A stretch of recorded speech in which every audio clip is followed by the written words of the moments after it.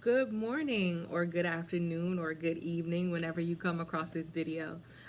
My name is Sherrieyvette Wilkins. I am a fifth grade teacher in Pemberton Township.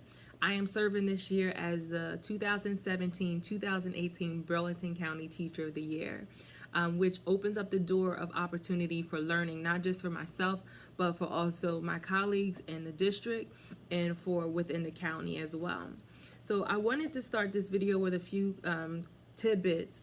And first, a thank you to my building principal for always allowing not just me, but the teachers in our building to have a creative space to be who we are, a creative space to pursue the things that we love, and a creative space to share our gifts, a creative space to just not feel limited. So seriously, Mr. Thorpe, I just want to say thank you for always supporting us in that light. So this morning, I had the invitation to arrive to school late, and I had a few teachers who teamed up so that I didn't have to have a sub. So to Miss Cummings, who watched the kids in my tutoring group, thank you. You're always there for me on so many different levels, and I really appreciate it. Mr. Wright, thank you for encouraging me to speak to the girls in Willingboro, and thank you for covering my class this morning. To Miss Lou, thank you for switching preps. And to the health teacher, thank you for being, Ms. Smith, thanks for being flexible and agreeing to switch my preps. So I really appreciate the support. I'm not just saying that just for this video or for likes, but I really appreciate the support. Just a moment of transparency. I'm not one who likes the attention on myself. So to be named Burlington County Teacher of the Year, I often feel, and I want people to know that it's not just about me, it's about me going out and having these experiences and sharing the wonderful things that we are doing in Pemberton and across the county. So I really appreciate your kind words, but I also want you to know that this isn't just about me. And that's one reason why I'm committed to doing the videos, so that when I get an opportunity to arrive late to school or experience these moments, that I get a chance to share them with you, and maybe you can take something away. I don't want it to be just about me and me experiencing these things in a vacuum, so to speak, but I want to be able to experience them with other people, shout about the amazing things you're doing, and also to share those experiences with my colleagues and other teachers in the profession. So this morning I was allowed to come to school late because I was invited by Dr. Irvin over at the Willingboro High School here in New Jersey, and I got to speak to girls in a group that they formed called Divas and Female to Female. So I'm really thankful for the invitation. And there were amazingly beautiful girls in the group this morning. And we just spoke and just had a great time just sharing. And I appreciate them listening to me. Not one of them got out their cell phones and was playing around on their cell phone. They were all tuned in to what I had to say and ready and willing to listen. So with that said, here are 5 teacher tidbits that I took away from today. These were high school students, and I think the reason why no one was distracted and bringing out their cell phones and they were all tuned in is because I had a willingness to be real.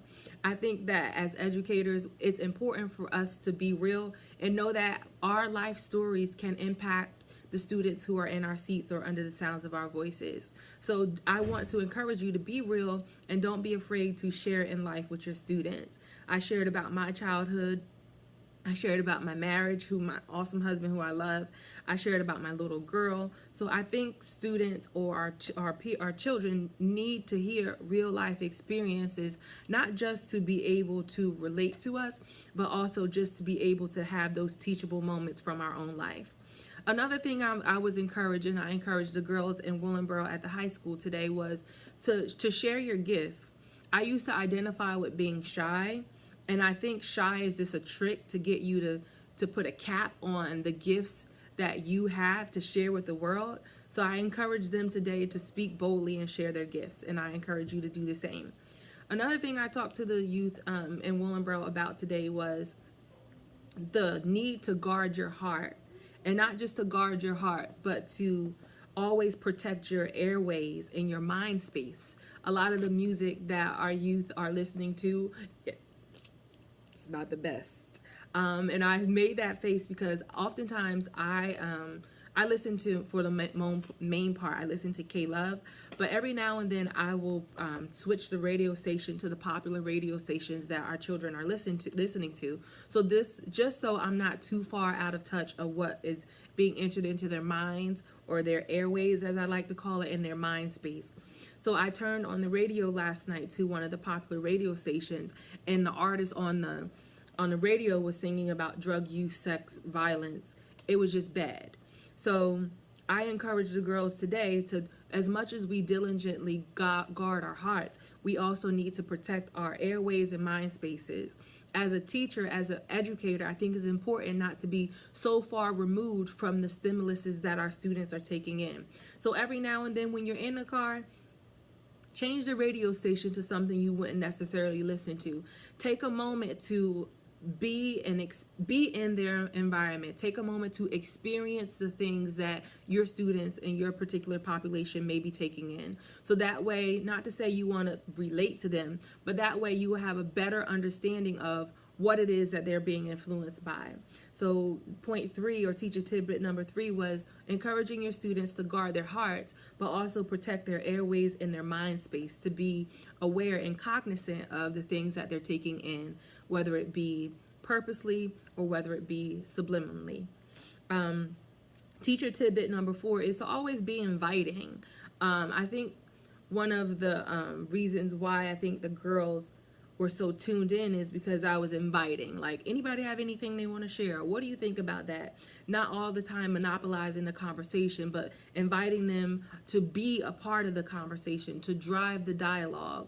A lot of times we have this agenda or lesson plan that we want to get through, but it's important to be inviting, invite our students to be the ones who shift the conversation, or be the ones who direct the dialogue in the classroom or whatever group that you find yourself in with youth.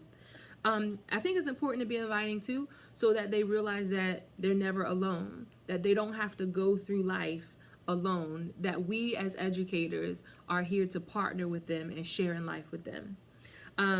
One of the activities I did, which I love, and you can do this too, I just took like 4 or 5 clipboards, and I said, write down the first thing that comes to your mind when the clipboard lands in your lap. So they wrote down little things like, I'm tired, I don't want to be in school today, I'm so annoyed, this is dumb, I'm bored, where's my man? Somebody wrote down wet socks, because this morning it was pouring down raining when I left. And the children in Willingboro, they walked to school. And it reminded me of the NJEA Urban Education Symposium, where one of the conversations was that some of the teachers, what they do or what they have done in the past is they are not afraid to get into the children's world. So when she said wet socks, I was like, wow, like I could relate to that. She walked to school. As a result of walking to school, her clothes were soaked when she got there. Her boots were wet. Her socks were wet. And that may seem like something little, but who wants to walk around in wet socks? It just reminded me of the fact that we need to be more aware of the things that our students go through before they come into the seats of our classroom. And then we're demanding that they have the pencil, that they have their books, that they have everything, their homework. But they're just worried about the fact that they have wet socks, their clothes are wet, and they can't get past that moment. So that made me want to encourage you to take a moment. If your students walk to school, or if they I don't know what the modes of transportation are, just drive your car, or maybe even walk that route that your students might take to see what it is they're experiencing before they get to you in the morning for school. So thank you for tuning in and watching this video. And again, just a moment of transparency. I'm not one to like a lot of attention on myself, but I also really wholeheartedly want my colleagues to know that this isn't, serving as the Burlington County Teacher of the Year isn't just about me.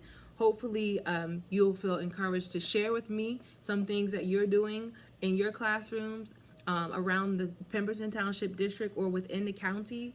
And I would love to turnkey and share those information with other people on the platform that I have been given this year. Also, the program is getting ready to kick off to now find the next Burlington County Teacher of the Year, or County Teacher of the Year, period. So if your school district does not participate in acknowledging a Teacher of the Year, or you don't know how to become the County Teacher of the Year and you want to, I would love for you to contact me. You can email me, you can @ me on Twitter, I'm on Instagram, Snapchat, Facebook, all of that good stuff. So you can find my contact information in the comment section or the description section in this video. So again, thank you. My 5 tidbits are: be real, encourage your students to share their gift with the world, and you as a teacher, share your gift and share your story with your students. Also, it's important to not just guard our hearts, but to protect our airways and our mind spaces to make sure that what we're taking in on a daily basis is healthy. Also, be inviting. Don't always, as an educator, steer the conversation. Invite your students to direct the dialogue. And also remember to get down on your students' level. Be in their worlds, experience what they experience so that you can have a better understanding of what your students are arriving in your classroom with or what they're dealing with on a day-to-day basis. Thank you, guys.